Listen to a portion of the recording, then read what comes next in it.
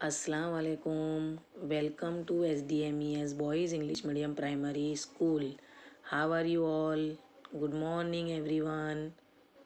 आज हम कक्षा 5 विषय हिंदी, इसमें पाठ 11 सच्चा बालक, जो इसके पहले के पीरियड में हमने सच्चा बालक पाठ की समझूती की थी, आज हम इसके भाग 2 में शब्दार्थ और अभ्यास देखेंगे। तो ये शब्दार्थ आपको अपनी नोटबुक में लिख लेने हैं और जो भी अभ्यास है उसमें से आपको अपनी स्वाध्याय पोथी का वर्क कंप्लीट करना है। तो सबसे पहले शब्दार्थ देखते हैं। काफिला तो यात्रियों का समूह, जो मुसाफिर सफ़र कर रहे होते हैं उनका जो गिरोह होता है, ग्रुप होता है, उसे काफिला कहते हैं। अशरफिया सोने के सिक्के, गोल्ड कॉइन्स। वापस करना, लौटाना, दे देना। सदरी यानी जैकेट। सरदार तो उसका अर्थ होता है नेता यानी कि लीडर। अस्तर तो सिले कपड़े के भीतर की तह, जैसे हम अक्सर कोई कपड़े होते हैं उसके अंदर अस्तर लगाते हैं, उसकी यहाँ बात की गई है। समाधि तो मकबरा या मज़ार, जिसे कब्र भी कहेंगे। माँ तो जननी, माता। सदैव तो हमेशा, सर्वदा। नेक तो ईमानदार। ईश्वर तो इसका अर्थ होता है भगवान या प्रभु। तो ये सब समानार्थी शब्द थे, ये आपको अपनी नोटबुक में लिख लेने हैं। इसके बाद ये मुहावरे हैं जो आपको अक्सर एग्ज़ाम में पूछे जाते हैं कि मुहावरों का अर्थ देकर आपको उसका वाक्य में प्रयोग करना होता है। तो यहाँ पहला मुहावरा है नेक रास्ते पर चलना, यानी सही रास्ते पर चलना। कड़क कर बोलना मतलब कठोरता से बोलना। आगे देखेंगे अभ्यास की ओर आगे बढ़ते हुए। पहला प्रश्न, यहाँ 2 वाक्य दिए हैं और ऐसा क्यों कहा ये पूछा है, तो उसका आंसर हमें देना है। पहला, सरदार के पूछने पर लड़के ने कहा मेरे पास 40 अशरफियाँ है। तो लड़के ने ऐसा क्यों कहा? लड़के से उसकी माँ ने कहा था बेटा सदैव सच बोलना, झूठ बोलना पाप है।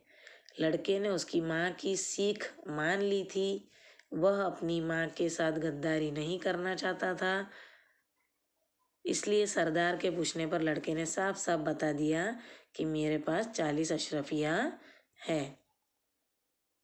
दूसरा है, सरदार ने डाकुओं से कहा लूटा हुआ सामान वापस कर दो। ऐसा क्यों कहा सरदार ने डाकुओं से? तो इसका आंसर देखेंगे। लड़के ने अपनी माँ की जो सीख है उनके अनुसार डाकुओं को साफ साफ बता दिया कि उसके पास 40 अशरफियाँ है। लड़के की यह ईमानदारी देखकर सरदार प्रभावित हुआ और लूट मार से उसे नफरत हो गई, उसका हृदय परिवर्तन हो गया। इसीलिए सरदार ने डाकुओं से कहा कि लूटा हुआ सामान वापस कर दो। उसके बाद प्रश्न 2 है, पढ़िए और लिखिए। तो यहाँ आपको रीडिंग करना है और लिखना है। पहला है, लड़का मेरे पास 40 अशरफियाँ है। दूसरा, आसमान में घनघोर बादल छाए हैं। तीसरा, माँ ने कहा था बेटा सदैव सच बोलना। चौथा, हमेशा सत्य की ही जीत होती है। और पांचवा है, हॉकी हमारा राष्ट्रीय खेल है। प्रश्न 3 है, अगर आप अब्दुल कादिर की जगह होते तो क्या करते? तो इसमें आपको अपना मंतव्य बताना है कि अब्दुल कादिर की जगह मैं होता तो यहाँ आएगा, कादिर की तरह मैं भी सच बोलकर अशरफिया डाकुओं को दे देता। डाकुओं से कहता कि मैं इतना छोटा होते हुए भी सच बोलता हूँ, और एक आप है कि भगवान के बताए हुए नेक रास्ते पर नहीं चलते और इस प्रकार बेईमानी की कमाई खाते हैं। अगर आप भी अब्दुल कादिर की जगह पर होते तो आप भी उसी की तरह सच का साथ देते। उसके बाद यहाँ प्रश्न 4 है, पढ़िए और समझिए। तो यहाँ कुछ विरुद्धार्थी शब्द दिए हैं, तो विरुद्धार्थी शब्द हमें नोट में लिख लेना है आपको और अच्छे से याद भी रखना है, क्योंकि एग्जाम में विरुद्धार्थी शब्द भी पूछे जाते हैं व्याकरण में। तो माँ, इसका विरोधी शब्द होगा बाप। बड़ा, इसका विरोधी शब्द होगा छोटा। सच, इसका विरोधी शब्द होगा झूठ। नेक, इसका विरोधी शब्द होगा बेईमान। प्रसिद्ध, तो इसका विरोधी शब्द होगा अप्रसिद्ध। आज का विरोधी शब्द होगा कल। पास का होगा दूर। तो ये सभी विरोधी शब्द भी आपको अपनी नोटबुक में लिख लेने हैं हिंदी की। और जो भी अभ्यास हमने देखा उसमें जो भी एक्सरसाइज आपकी स्वाध्याय पोथी में है वो भी आपको कंप्लीट कर लेना है।